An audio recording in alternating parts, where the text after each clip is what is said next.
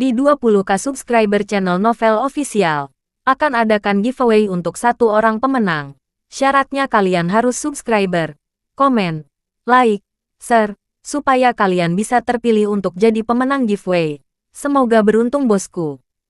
Selamat datang di channel Novel Official. Sebelum kalian mendengarkan novel Marsekal yang Agun, yang menikahi seorang pengiring pengantin, jangan lupa like, share, dan subscribe kalau tidak ku ambil jantung kalian. Hehehehe, tanpa lama-lama lagi langsung saja kita masuk di alur cerita novelnya. Memilih untuk tetap diam. Lexi membutuhkan waktu yang cukup lama sebelum akhirnya dia mulai berbicara. Zeke, bukannya aku tidak mempercayaimu. Sebaliknya, aku hanya tidak melihat bagaimana ini bisa berjalan. Terutama ketika kamu tidak berencana untuk menggunakan dana Linton Group atau sumber daya kami. Mari kita menjadi nyata di sini. Bagaimana kita mengamankan proyek ini? Ketika Linton Group memiliki sumber daya yang tidak mencukupi di distrik Riverdale. Mengakui Lexi saat dia mengungkapkan senyum masam. Satu-satunya cara saya melihat ini mungkin adalah agar pahlawan Nancy mengamankan proyek ini. Menunjuk Anda dan Nancy untuk berkolaborasi di dalamnya. Ini membuat Zeke terdiam. Dunia selalu maju. Dan begitu pula kemampuan manusia untuk licik. Tidak pernah terpikir olehnya bahwa seorang Great Marshal seperti dirinya pada akhirnya akan bertemu musuh bebuyutannya. Sayangnya, hari itu telah tiba. Musuh bebuyutannya kebetulan adalah Nancy Hinton. Aku lebih suka kamu memiliki rasa integritas daripada kamu mencapai prestasi yang luar biasa, dengus Nancy. Bukan hanya kamu telah mengambil kemuliaan yang bukan milikmu, tetapi kamu juga mengatakan bahwa kamulah yang telah menduduki White Ridge. Kamu juga menyebut dirimu sebagai bos dunia bawah. Aku harus memperingatkanmu, jika kau bertahan dengan tindakan tidak menyenangkan seperti itu, Lexi akan menceraikanmu. Saya hanya bisa berharap bahwa Anda memiliki setidaknya 1/10 dari kekayaan kebajikan saya. Tidak ada yang bisa dibalas oleh Zeke. Jadi dia masuk ke mobil dengan marah. Berusaha mengabaikannya.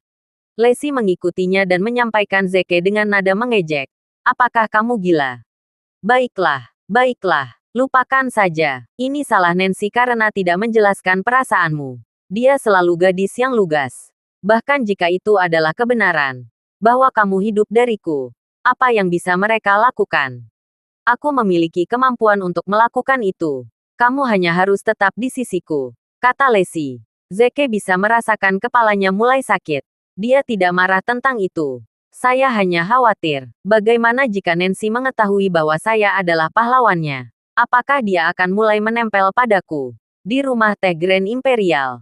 Di masa lalu, Hades akan berdoa pada jam ini. Namun, dia sangat gelisah dengan hal baru ini. Sehingga dia tidak bisa duduk diam bahkan selama 1 menit. Alasan dibalik kegelisahannya adalah karena dia kesal karena kekuatan dunia bawah distrik Riverdale diambil oleh seseorang. Selain itu, dia juga cemas pada kenyataan bahwa dia belum menaklukkan Love in a Fallen City. Jika dia mengadakan upacara penyambutan untuk jenderal yang maha kuasa dan disalahkan oleh pihak yang tidak bertanggung jawab, dia pasti akan berada dalam masalah besar. Namun, dia belum memiliki niat untuk berduka dengan Zeke Williams dulu. Setidaknya tidak sampai penyelidikan, hilangnya 500 antek secara misterius di dunia bawah, telah dilakukan. Nalurinya mengatakan kepadanya bahwa tidak mudah untuk mengungkapkan Zeke Williams sebagai pelakunya. Setelah 3 hari menghilang, pria yang telah lama dinanti Hades akhirnya kembali. Duduklah, temanku, desak Hades sambil menuangkan teh untuk Eclipse. Eclipse duduk tepat di depan Hades dan menyesap tehnya. Kami telah menyelesaikan penyelidikan. Jadi, bagaimana sebenarnya Williams menghadapi 500 antek itu sendirian? Lanjut Hades dengan tidak sabar. Antek-antek itu sebenarnya ditangkap oleh jenderal yang maha kuasa. Apa? Hades tercengang. Dia bisa merasakan tangannya gemetar. Sedikit sekali. Tidakkah jenderal yang maha kuasa tinggal di kota Oheart baru-baru ini? Aku ingat dia bahkan memecat wali kota Oheart. Bagaimana dia bisa tiba di distrik Riverdale dalam waktu singkat itu? Kenapa dia bahkan menangkap antek-anteknya? Apakah itu perbuatan Williams? Itu aku tidak tahu. Aku Eclipse sambil menggelengkan kepalanya. Ruangan itu jatuh ke dalam keadaan hening. Terlepas dari sikap mereka yang tenang, Mereka berdua tercengang dengan perubahan drastis dari peristiwa tersebut. Jika Zeke benar-benar mendapat dukungan dari Jenderal yang Maha Kuasa, mereka tidak akan punya peluang untuk melawannya. Bagaimanapun, tuan mereka memiliki status yang sama dengan Jenderal yang Maha Kuasa. Apa yang bisa mereka lakukan? Ketika bahkan tuan mereka tidak punya cara untuk meluncurkan dengan Jenderal yang Maha Kuasa. Saat mereka memikirkan pilihan mereka, telepon Hades tiba-tiba berdering. Itu Logan Huff. Hades, apakah kamu sudah mengamankan Love in a Valen City? Tanya Logan. Saya baru saja berbicara dengan tuan kita di telepon dan dia ingin saya memperingatkan Anda bahwa jika proyek tidak diamankan dalam waktu 5 hari, akan ada harga yang harus dibayar. Kalau begitu, kenapa Anda tidak mengamankan proyek itu sendiri? Petugas Huff, tanya Hades dengan dingin. Omong kosong, Tuan telah menetapkan peran kita masing-masing bertahun-tahun yang lalu. Aku bertanggung jawab atas masalah resmi sementara kamu bertanggung jawab atas perusahaan dan dunia bawah. Cinta di kota jatuh dianggap komersial. Tentu saja, itu termasuk dalam keyakinan Anda. Selain itu, tidak pantas bagi orang sepertiku untuk mengambil tindakan terhadap perusahaan swasta. Jika saingan tuan kita mengetahui hal ini, apakah kamu bersedia menanggung konsekuensi yang datang darinya? Hamif, apa kamu yakin itu bukan karena kamu sebenarnya takut dengan latar belakang Zeke Williams? Ejek Hades, latar belakang Zeke Williams. Coba katakan, latar belakang seperti apa yang dia banggakan? Orang yang mendukungnya tidak lain adalah Jenderal Besar Utara. Jawab Hades. Oh, Hades sayangku. Sepertinya penuaan benar-benar santaimu. Bagaimana kamu bisa percaya pada dongeng setinggi itu? Kamu seharusnya tahu bahwa tujuan utama yang Tuhan kita perintahkan untuk menyambut Jenderal Utara secara langsung adalah untuk memenangkannya. Jika Williams benar-benar keturunan langsung dari Jenderal Utara, apakah menurut Anda Tuhan masih akan mengeluarkan perintah seperti itu kepada kita?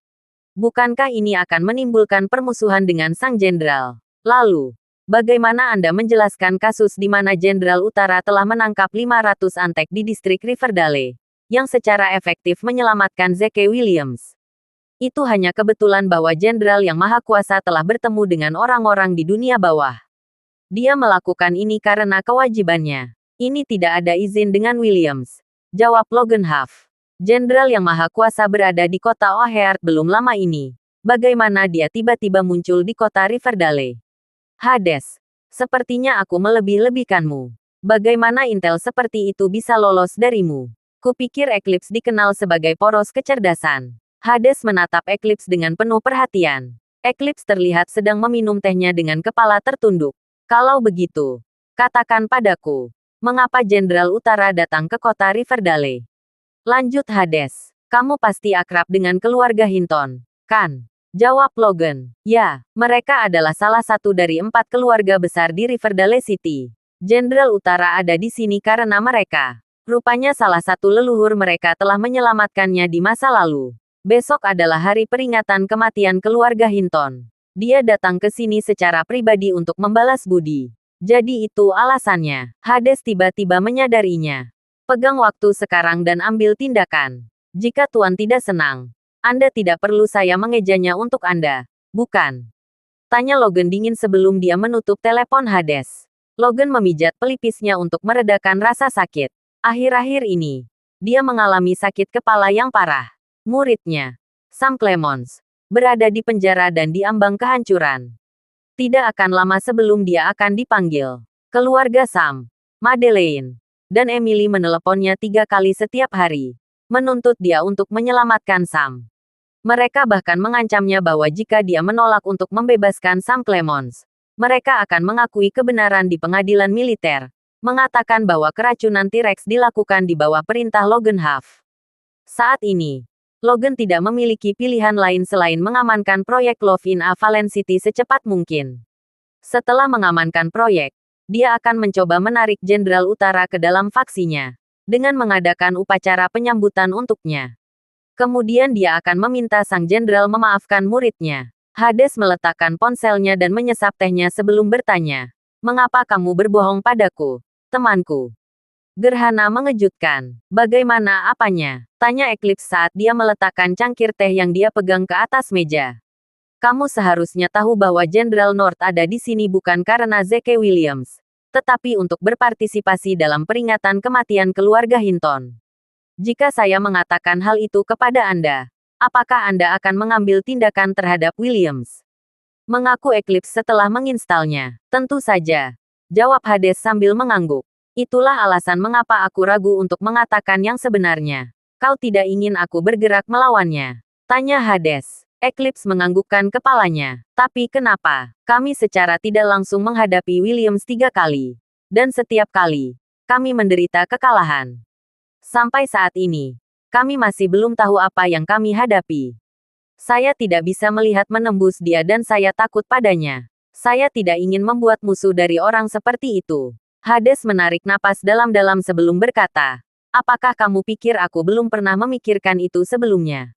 Siapa yang mau mencari masalah untuk diri mereka sendiri? Sayangnya, bukan kami yang memutuskan. Jika saya meninggalkan Williams sendirian, Tuhan kita tidak akan memilikinya. Itu bukan masalah besar. Hal terburuk yang bisa terjadi. Kami terpaksa pensiun. Sudah terlambat untuk kembali sekarang. Tenanglah, kawan. Sampai saat ini, kami belum menghadapi Zeke Williams secara langsung dan saya bermaksud untuk terus melakukannya. Oh, lalu bagaimana kamu ingin mengamankan proyek itu? Tanya Gerhana. Seperti yang telah kita lakukan di masa lalu.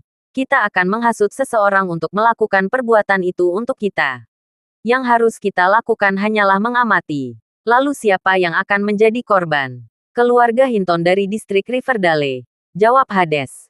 Gerhana tercengang. Bahkan keluarga Forrest bukanlah lawan yang pantas untuk Zeke Williams. Apa yang bisa dilakukan keluarga Hinton? Itu tidak benar. Ada seseorang di keluarga Hinton yang merupakan lawan yang hebat bagi Williams. Isi aku, kata Eclipse. Saat matanya bersinar, seringai muncul di wajah Hades. Daniel Hinton. Ayah mertua Zeke Williams. Dikenal karena berbakti. Kata Hades sambil menyesap tehnya. Apa artinya ini? Eclipse berpikir sendiri sambil mengerutkan kening. Apa hubungan kesalehan anak Daniel Hinton dengan melawan Williams? Keesokan harinya, itu adalah hari dengan cuaca yang indah. Orang Cina percaya bahwa itu adalah hari yang baik untuk pindah atau mengadakan peringatan kematian. Bagi keluarga Hinton di kota Riverdale, itu adalah hari yang sangat penting. Karena itu adalah peringatan kematian leluhur mereka. Baik tua maupun muda dari keluarga Hinton sibuk mempersiapkan acara tersebut. Semua orang mengenakan pakaian tradisional, membuat acara ini sangat megah. Aaron Hinton, kepala keluarga Hinton tidak kecuali. Dia saat ini berada di kantornya, menghafal pidatonya. Tepat ketika dia sedang berkonsentrasi, teleponnya tiba-tiba berdering. Aaron Hinton mengerutkan kening saat dia melirik ke layar ponselnya. Itu adalah penelepon yang tidak dikenal dari kota Seng. Dia tidak ingat menjalin hubungan dengan seseorang di kota Seng. Siapa ini? Tanya Aaron saat dia menjawab panggilan itu. Sebuah suara berat bergema dari ujung telepon. Nama belakangku Yate. Tapi teman-temanku memanggilku Hades. Apa? Aaron Hilton tanpa sadar memanggil. Dia bisa merasakan tangannya gemetar. Hades kota Seng. Dia adalah sosok legendaris yang dikenal oleh semua orang. Seluruh dunia bawah Rivermouth adalah miliknya. Bahkan keluarga Forrest, keluarga terkaya di Riverdale, hanyalah boneka Hades. Keluarga Hinton sama sekali tidak banyak akal atau pengaruhnya, dibandingkan dengan keluarga lainnya. Mengapa sosok legendaris seperti itu secara pribadi meneleponnya? Halo, Tuan Yate, suatu kehormatan bisa berbicara dengan Anda secara pribadi. Jawab Aaron sopan.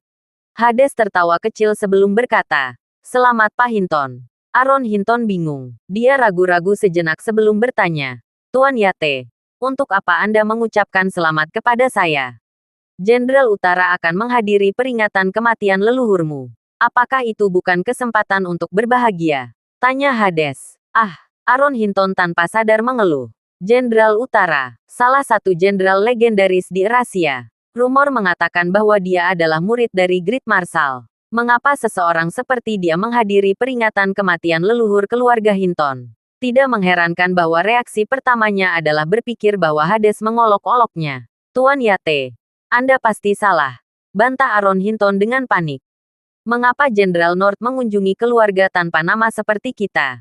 Kita tidak layak dia berpartisipasi dalam acara keluarga kita. Bukan sifatku untuk bercanda, kata Hades dengan sungguh-sungguh.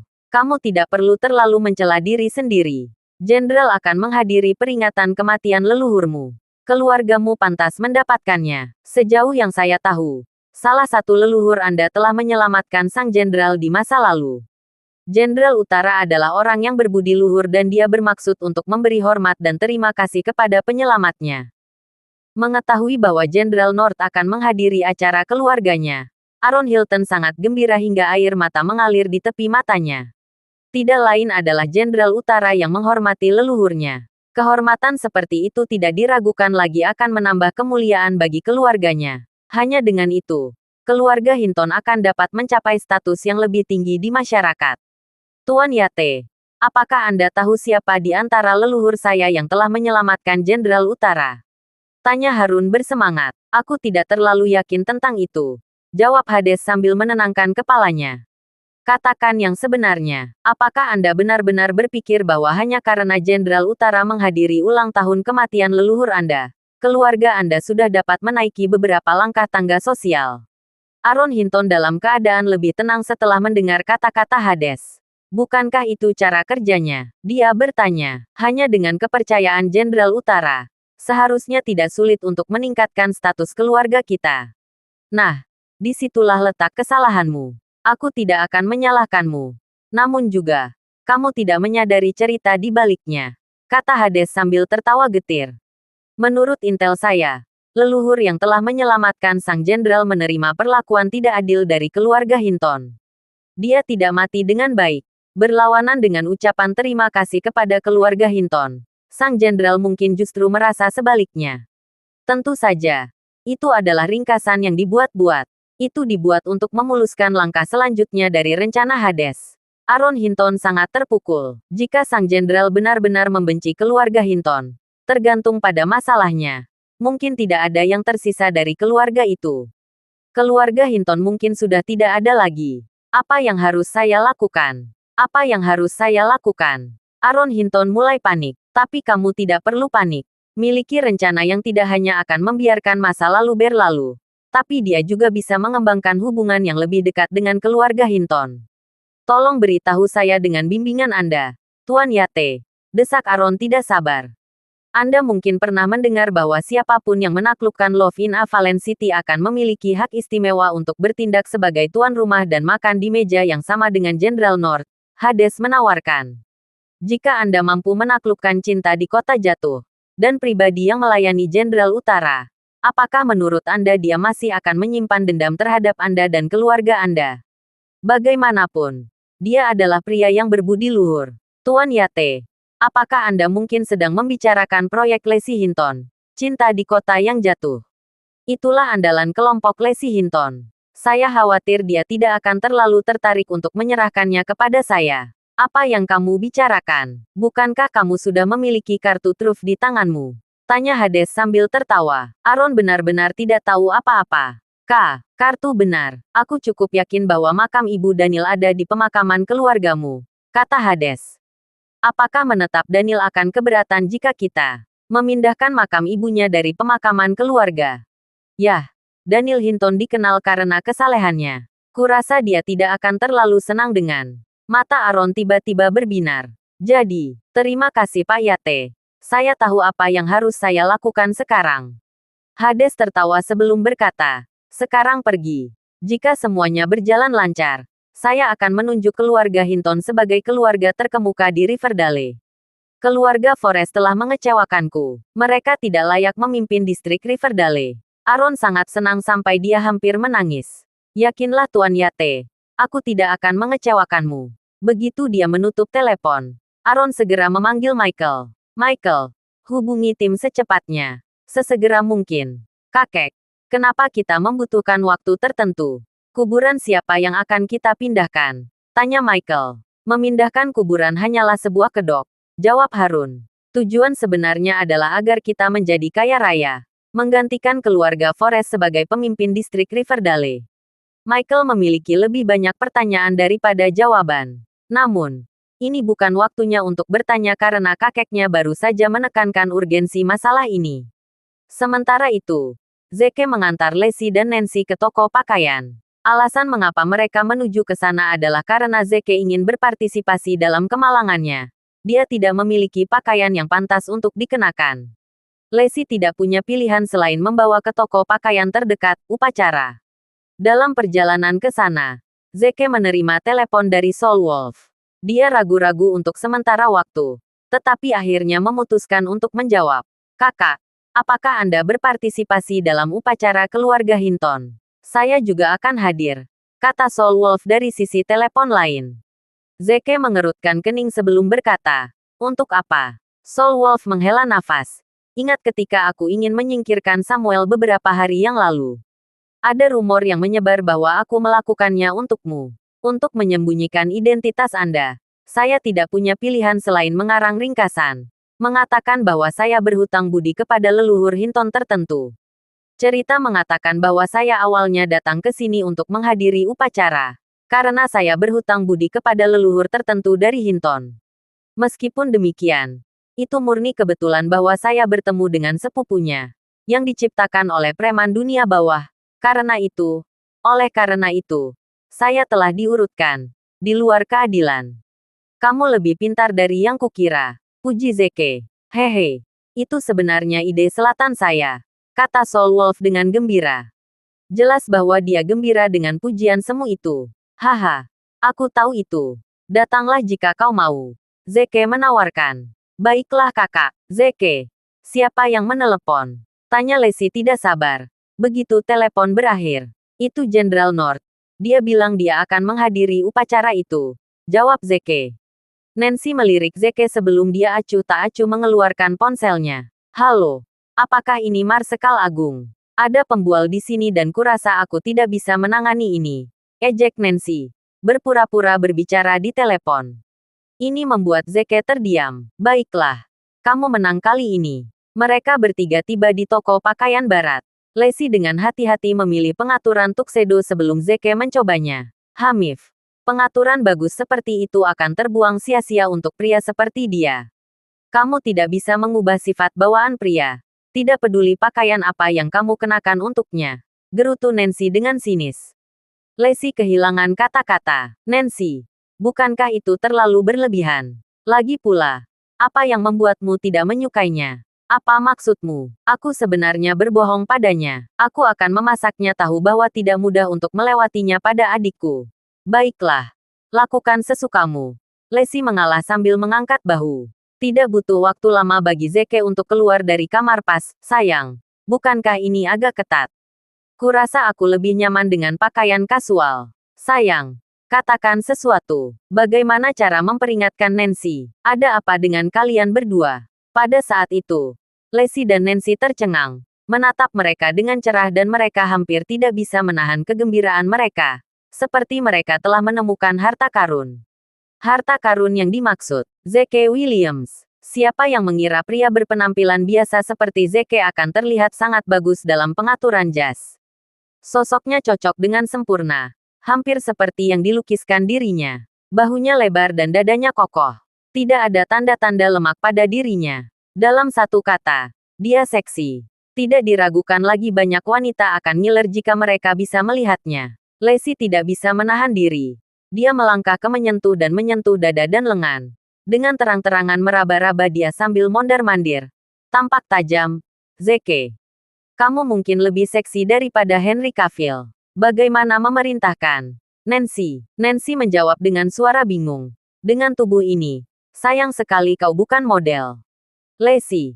Kau beruntung. Wanita beruntung. Zeke memiliki ekspresi yang sedikit terganggu di wajahnya. Apa ini? Kamu benar-benar memujiku. Saat sadar kembali, Nancy bisa saja membenturkan kepalanya ke dinding. Ya Tuhan, aku benar-benar memujinya. Apa yang terjadi dengan membencinya selama 10.000 tahun? Hah, aku hanya bercanda. Seolah-olah aku akan mengatakan hal-hal baik tentangmu.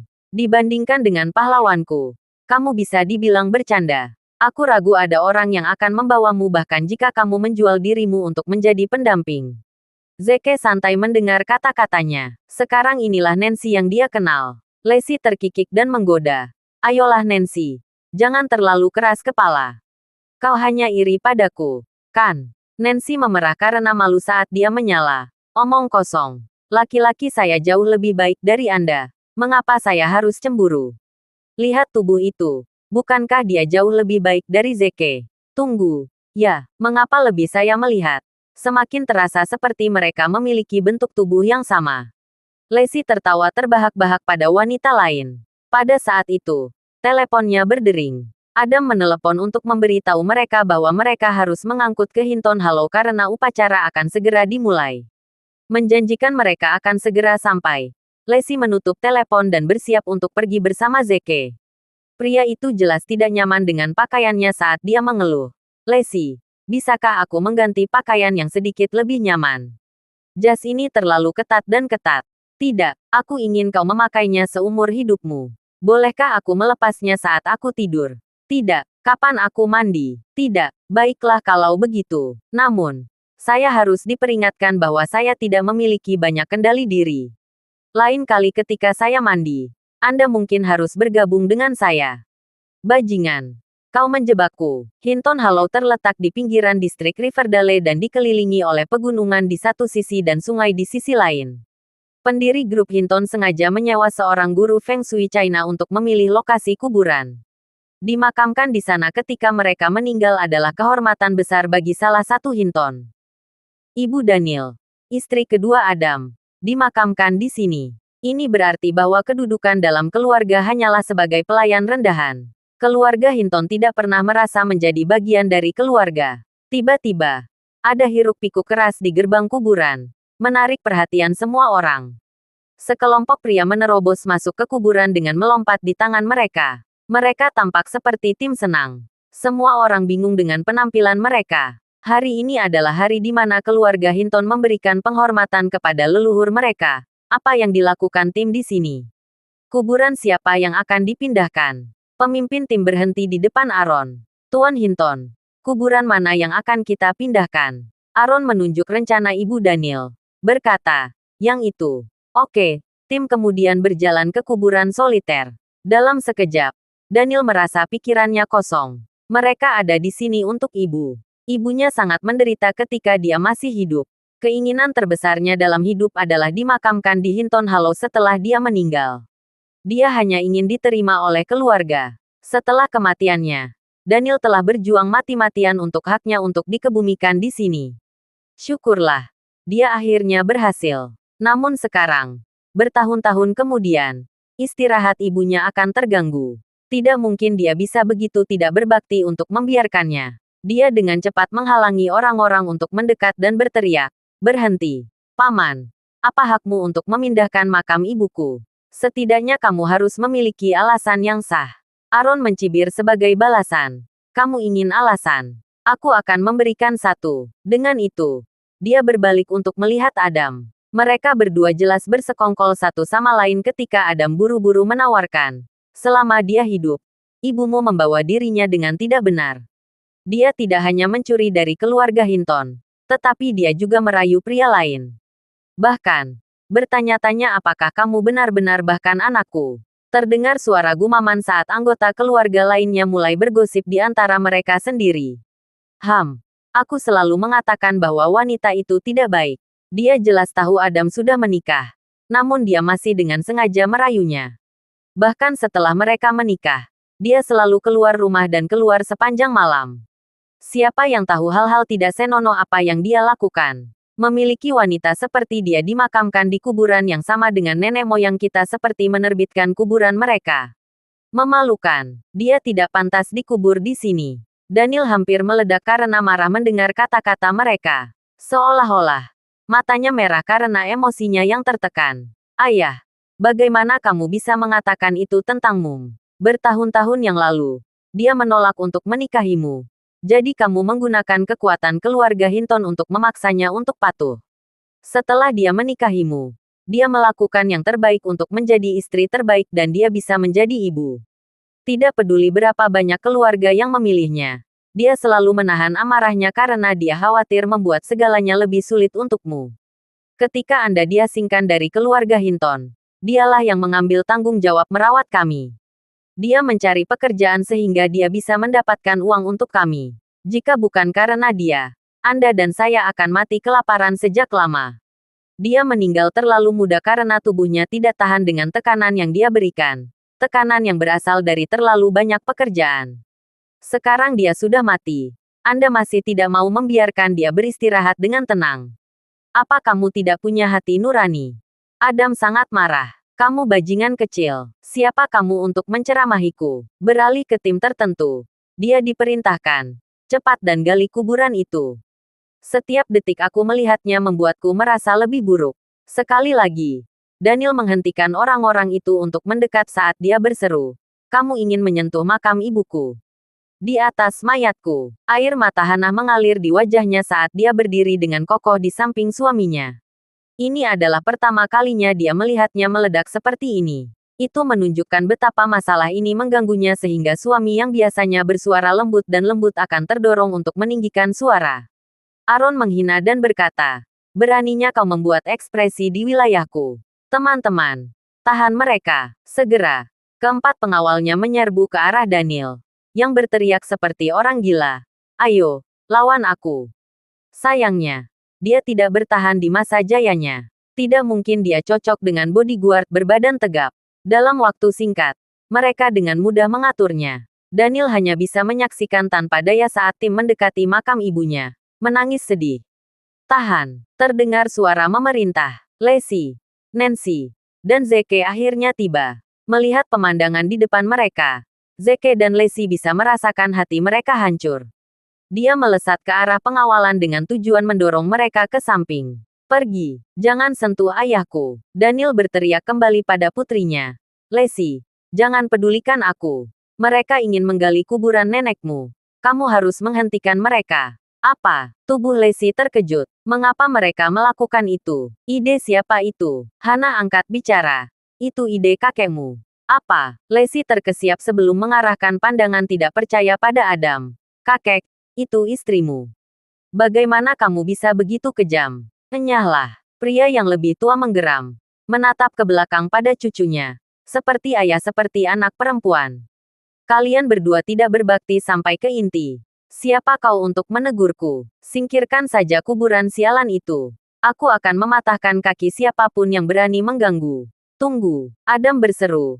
Aaron, jangan terlalu masuk akal. Meskipun istrimu tidak setia padamu, dia secara teknis memang memberi keluarga Hinton seorang putra. Kita tidak bisa melupakan fakta itu. Bagaimana kalau kita memberi mereka kesempatan sekarang? Secercah harapan melintas di mata Daniel. Kesempatan apa? Kamu menyerahkan cinta di kota yang jatuh kepada kami dan kami menyentuh jasad ibumu.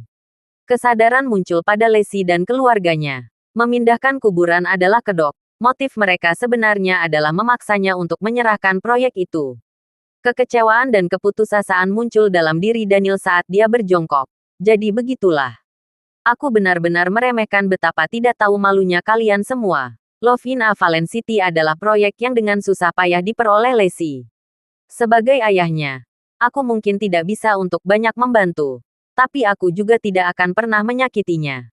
Aku lebih baik mati daripada mengecewakan proyek itu. Kalau begitu kita harus memindahkan kuburan itu. Adam mengancam. Tawa pahit keluar dari bibir Daniel dan dia berkata dengan sedih. Ancamanmu tidak berarti apa-apa di sekitarnya ketika aku bahkan tidak takut mati. Hah. Jadi ini yang disebut baktimu. Benar-benar banteng. Laki-laki. Mulai bekerja. Berhenti. Kalian semua berhenti bergerak. Saya setuju untuk menyerahkan proyek ini kepada Anda. Seru Lacey. Daniel merasa ngeri mendengar kata-kata putrinya. Lacey, apa yang kamu lakukan? Kamu menghabiskan setengah hidupmu bekerja keras hanya untuk mendapatkan proyek ini. Kamu tidak bisa membuang semuanya karena aku. Sambil menghela nafas, Lacey menjawab, Ayah, jangan coba-coba mengubah pikiranku. Aku tahu betapa banyak penderitaan nenek saat dia masih hidup. Ayah akan merasa bersalah seumur hidup jika dia tidak bisa merasakan kedamaian bahkan dalam kematian. Aku selalu bisa mendapatkan lebih banyak uang. Tidak apa-apa. Tapi, ayahnya masih enggan. Dia memotongnya. Ayah, dengarkan aku sekali ini. Oke. Matanya memerah. Tetapi dia tidak tahu harus berkata apa lagi. Tidak dapat menahan diri lagi. Hana melemparkan dirinya ke putrinya. Sambil menangis. Lacey yang malang. Malang. Oh, Betapa malangnya kamu memiliki seorang yang mencibir untuk seorang ayah. Tidak hanya orang yang selalu berjalan di sekelilingnya, tetapi bahkan ayahnya sendiri juga memandang rendah dia. Putriku tersayang, maafkan aku. Aku seharusnya menemukanmu ayah yang lebih baik. Merasa lebih malu dengan kata-kata istrinya, Daniel menundukkan kepalanya. Sebaliknya, Aaron senang sekarang karena Lacey setuju untuk memberikan proyek itu. Dia dengan cepat memerintahkan, Mike, kamu sudah menandatangani perjanjian transfer untuk Love in Avalon City, kan? Bawa ke sini dan izinkan Lacey menandatangani juga. Mike Hinton mengangguk dan mengulurkan tangan untuk memberikan kontrak kepada Lacey. Sebelum dia bisa menerima, sebuah tangan besar menyambarnya dan merobeknya berkeping-keping. Tangan itu tidak lain adalah milik Zeke. Dia menyatakan dengan dingin, saya tidak setuju untuk menyerahkan proyek. Pembuluh darah menonjol di pelipis Michael saat dia menggeram. Dasar bajingan. Beraninya kau merobek kontrakku. Kemarahan Aaron juga berkobar. Teman-teman, lempar orang luar ini dari sini. Dia tidak berhak tinggal di sini. Di Hinton Hollow. Seketika, Lacey bergerak untuk berdiri di depan Zeke. Suaranya tegas saat dia berkata, tunggu.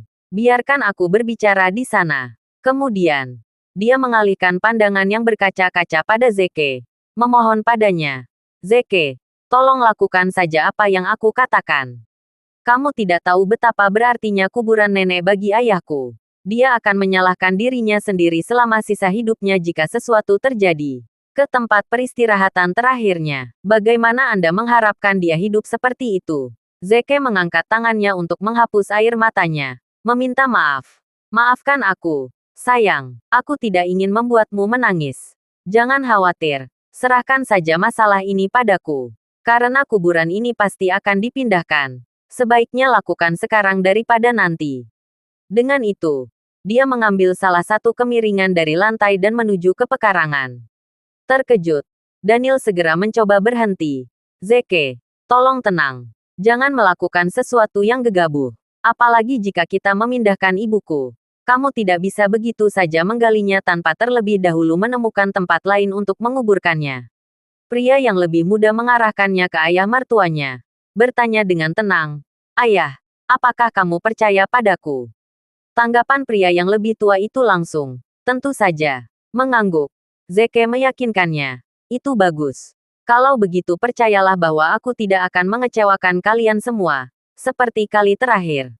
Sejujurnya, aku sudah tahu kemana harus menyelamatkannya. Di mana? Dia menunjuk ke titik yang jauh di kuburan. Tepat sebelum kuburan di sana. Saat semua orang mengikuti arah rahang atas, mereka tertawa terbahak-bahak. Dia menunjuk pada deretan kuburan pertama tempat leluhur tertua keluarga Hinton terbaring. Bagaimana dia bisa punya nyali untuk memindahkan ibu Daniel ke sana? Itu keterlaluan. Wajah Aaron menjadi gelap dan dia melontarkan. Bocah bodoh.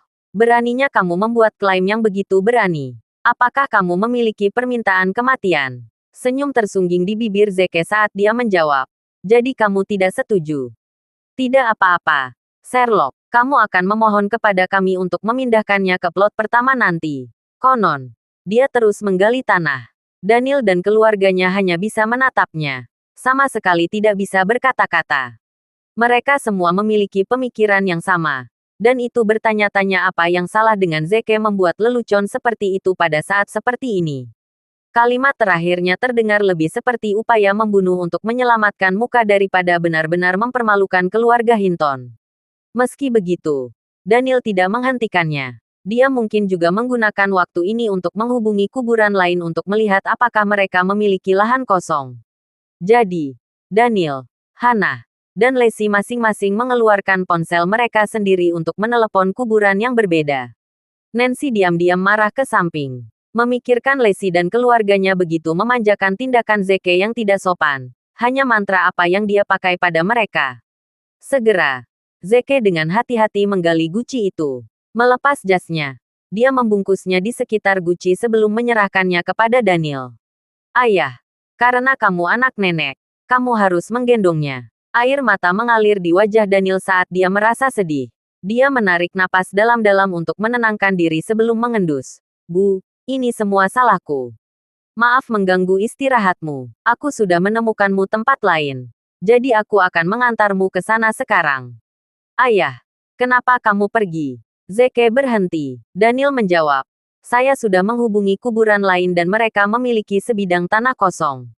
Zeke menggelengkan kepalanya, menyatakan, ayah, tidak perlu melakukan itu. Aku sudah bilang, pindahkan nenek ke petak pertama di depan kuburan. Muak dengan dia. Nancy mengisi untuk mencaci maki dia. Zeke Williams.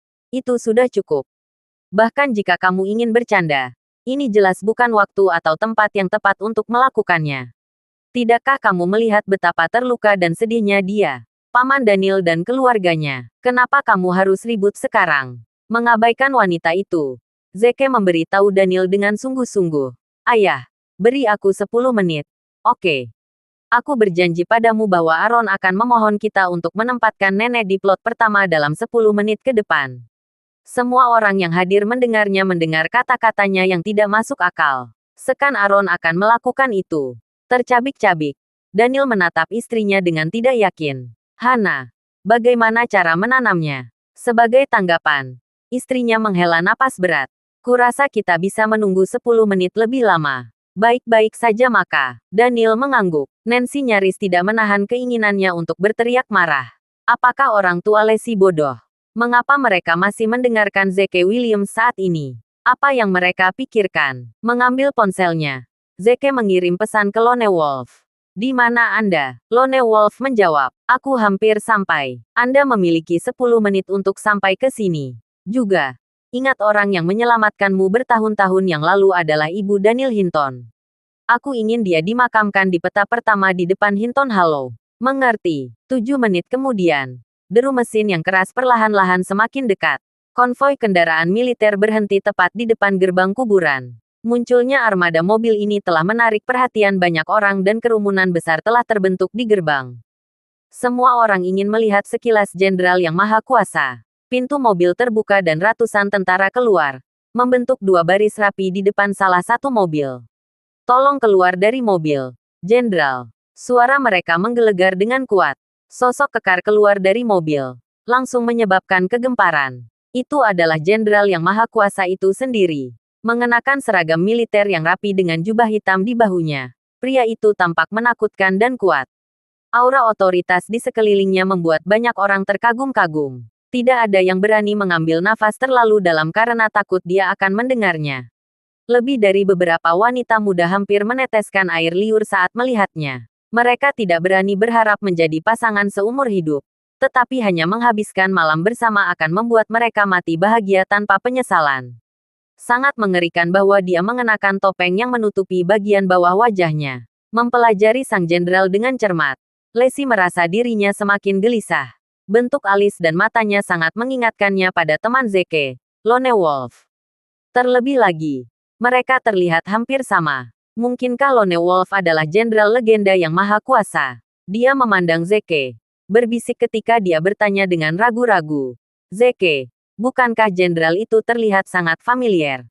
Kata-katanya membuat Zeke tegang. Dia sengaja memerintahkan Lone Wolf untuk memakai topeng. Jadi dia tidak menyangka Lacey masih bisa mengenalinya. Menurutmu dia mirip siapa? Dia justru menganyainya. Kurasa dia sangat mirip dengan temanmu itu, Lone Wolf. Dia menggelengkan kepalanya. Benarkah? Aku tidak melihat apapun tentang jenderal yang mengingatkanku padanya. Nancy mencibir dan berkata, Lacey, apa kau bahkan mendengar dirimu sendiri? Bagaimana mungkin seseorang tersedak seperti dia bisa mengetahui jenderal yang maha kuasa? Aku akan memenggal kepalaku sendiri jika itu masalahnya. Lagi pula, apa yang kamu katakan pada teman ini? Miliknya. Terima kasih sudah mendengarkan novel cerita Marsekal Agun. Sampai jumpa di novel selanjutnya.